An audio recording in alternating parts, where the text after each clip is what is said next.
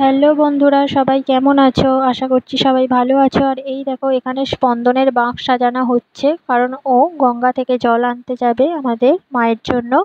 তো তোমরা দেখতে থাকো। আর বাঁকটা কেমন হয়েছে তোমরা অবশ্যই জানিও। বাঁকটা ওর বাবা আগের দিন সন্ধেবেলা সাজিয়ে দিয়েছে।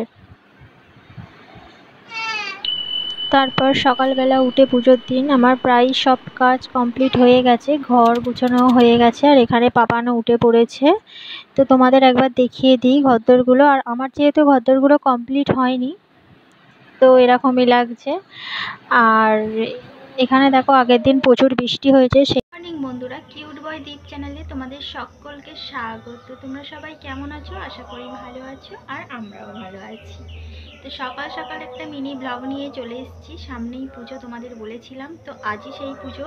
তো তোমরা দেখতে থাকো। আর ব্লগটা যদি আসতে 2-3 দিন দেরি হয়, প্লিজ তোমরা কিছু মনে করো না। তোমরা ব্লগটা শেষ পর্যন্ত দেখতে থাকো। আর এখানে স্পন্দনও জল ঢেলে চলে এসেছে। এবার বাড়ির মনসা ঠাকুরের কাছে জলও কিছুটা ঢেলে দিয়ে বাড়ি চলে এসেছে। তো তোমাদের কেমন লাগলো ব্লগটা তোমরা অবশ্যই জানিও। ব্লগটা যেহেতু খুব ছোট, তাই সব কিছু দেখাতে পারলাম না। দেখা হচ্ছে পরের ব্লগে। বাই।